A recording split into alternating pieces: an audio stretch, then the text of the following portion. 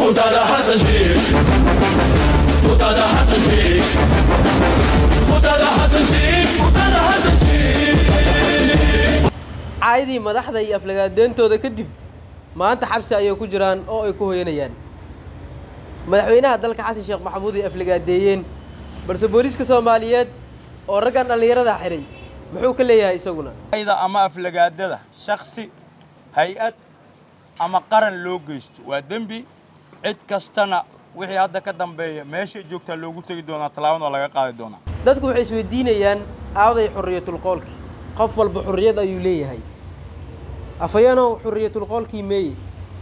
iska dhaafa xurriyad hadal ma ah in ay caayso ama aan ku caayo xurriyad ma marka xurriyadda daacay u taqaanid mamnuuc waa xurriyadaas haddii laakiin xurriyatul qowlku uu yahay in la isbaraarujiyo wanaag la isku sheego wanaagna la isku faro waa ogolna ciidanka booliska Soomaaliyeed waa dhiirigelina anaa ku jira social media habeen hore live fadhiyay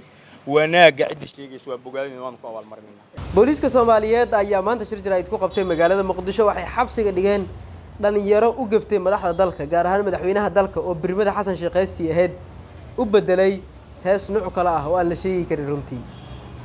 heestaas markay baraha bulshada gashay booliska baaritaan ay sameeyeen dhalinyaradii ku heshiisay dhamaantood ayaa la soo xiray oo xabsiga la dhigay afayeenka booliska Soomaaliyeed oo maanta shir jaraa'id ku qabtay Muqdisho waxa uu yiri cid kasta oo u gaftay hay'ad dawlad ama shakhsi ama madax dhamaantood xabsiga ayaa lagu gurayaa waxaana la gelin doonaa xabsiga meesha ugu dambaysa hay'adaha cadaaladda ayaana la horgeyn doonaa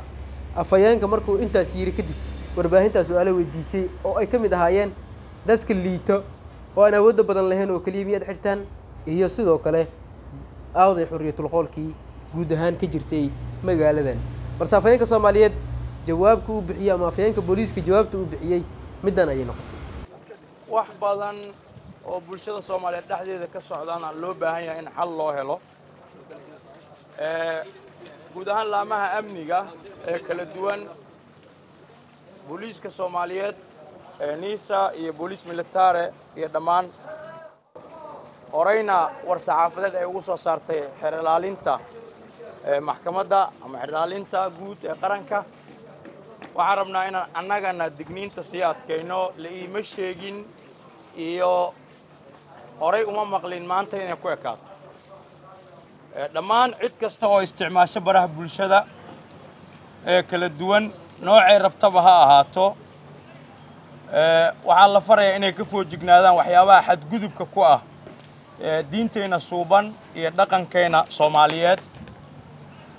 waxaan kaloo rabnaa in laga fogaado wax walba oo dhaqanka iyo diinta liddi ku ah laga bilaabo maanta cidii lagu arkana talaabo sharciga waafaqsan laga qaadi doono xeer ilaalintana ay hadda kiisas noocaas u yaalaan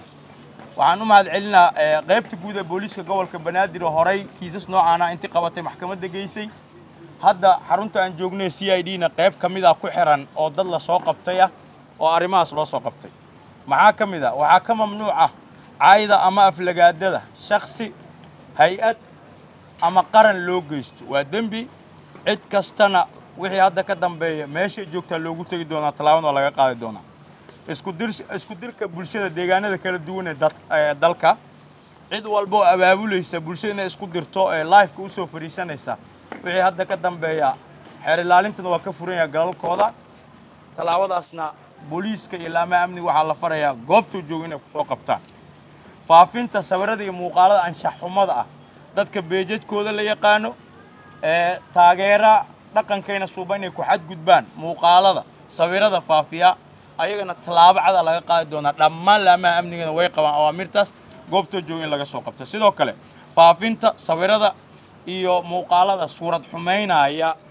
qarannimadeena iyo magaalooyinka ku noolna iyo amniga liddi ku ah dhamaantood cidii lagu arkaa leeyma sheegin horey uma ogeyn muuqaalka waa iska duubay mamnuuc ay ka tahay kicinta bulshada si loo qalqalgeliyo amniga taasi ka gabasho ma laha waa xeer ciidan amniga dada dhiiga u huray dada barlaahis u ah dhalinyaro Soomaaliyeed adig kula dhalatay iyo mid adig amni ku noolaato haddana qof microphone mobile sita inuu meel tago oo amniga qalqalgeliyo cid laga aqbali kara male awaamirta kale oo aan rabno inaan ka digno waxa kamid ah dharka ciidanka dharka ciidanka qalabka sida qaybihiisa kala duwan inaan loo isticmaali karin xalfad aan qusaynin qarannimada ama qusaynin arin dan guud ah ma jirto dharka ciidanka looma isticmaali karo loogamana qaybgeli karo xalfadaha qaranka ka baxsan haddii tol shiraayo dharkaaga ku tag hadduu wax kala jiraan dharkaaga ku tag dharka ciidanka in la suurad xumeeyaa mamnuuc waa wixii hadda ka dambeeya ciddii lagu arkana tallaabo sharciga waafaqsana laga qaadi doonaa sidoo kale waxaan rabnaa inaan meesha laga saaro dadka isticmaala dharka ciidanka iyo qoryahooda ee TikTok iska soo duuba askariga ku qoran qoriga ama dharka leh ee u dhiiba qofka shacabka ah ee ka soo duuba muuqaalka asaga iyo askariga waa ka sii dembi badan yahay asagan talaabo laga qaadi doonaa askarigana ruqsad waa ku mutaysan doonaa maxkamadna waa ku mutaysan doonaa waxaan kaloo rabnaa inaan u digno bulshada Soomaaliyeed isticmaalka hay'adaha shirkadaha iyo cid kasta ee muuqaal duuba ah ee diyaarisa filimaanta quseeya ciidamada dharkooda waxaa la farayaa shirkadaha duuba ama muuqaalada sameeya inay fasax ka haystaan hay'adda dharka ay astaanta u leh dharka ay ku jilayaan muuqaalada hay'adda astaanta u leh waa inay fasax ka qaataan ayna kor joogteeyaan hay'adaha isgaarsiinta u qaabilsan ama communication strategy u qaabilsan hay'adda ay ka codsadaan ogolaanshaha siiso sidoo kale bulshada Soomaalida ku dhaqan gobolka Banaadir guud ahaan dalka waxaa la farayaa dadka milkiilayaasha guryaha iska leh guriga dhalinyarada 6 intay kireysato balwada ku isticmaasha sida haddaba kuwa xirxiran loo soo xirxiray milkiilayaasha guryaha waxaan u sheegaynaa in lacaayo live laga galo waxay ka timaadaa guryo la isugu tago shiishadii waxyaabo baas lagu cabo mamnuuc waay milkiilaha guriga iska leh waa inuu og yahay dadka guriga ka kireysanaya waxa ay yihiin marka horena uu ku leeshiyaa meeqaatiin hadday 10 dhalinyaro ay yihiin waxay qabanayaan uu og yahay ma mamnuucan in ardayda Soomaaliyeed xillada imtixaamaadka galayaan meelaha iskuulada iyo masaajid u dhow ay wada degaan laakiin dadka fisqiga iyo dhaqan xumada qolalka u kireysanaya milkiilayaashii lagu qabta ciidanka habeen iyo maalin ay shaqay doonaan talaabo laga qaadi doonaa ganaaxna maamulka gobolka Banaadir uu ka soo saari doonaa asagan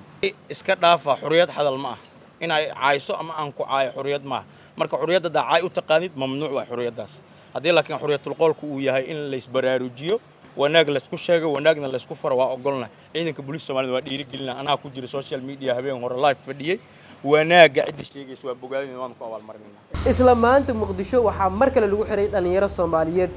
kuwaas oo muuqaal TikTok iska duubay oo baraha bulshada ku faafiyay baawura ay isku dhigayeen qaarkood kursi hor dhigaynayeen qaarkood baawurka wuxuu ku socdo isku horjarayeen laakiin dhammaantood xabsiga ayaa loo taxaabay sawiradooda ayaana lagu dhinac dhajiyay iyagoo baawurtaasi isku dhigaya booliska Soomaaliyeed shaqo adag ayuu wadaa arinta ugu la yaabka badan ayaasa waxa ay tahay haddii shacabka Muqdisho qof kasta oo madaxda ama hay'adda ama qof kale u gafal la xirayo aaway sharciga qaban lahaa mas'uuliyiinta dawladda oo u gafaya madaxda dalka dawladda shakhsiyaad gaar ah ay cid kasta waliba aflagaada nooci ugu dambeysay u geysanaya aaway ciddii xiri lahayd arintaasi ciddii gacanta ku qaban lahayd meey waa arinta la isweydiinayo runtii oo hadda baraha bulshada haysato ilaa dhamaadka haddii aad la joogtay waad ku maasantahay daawashada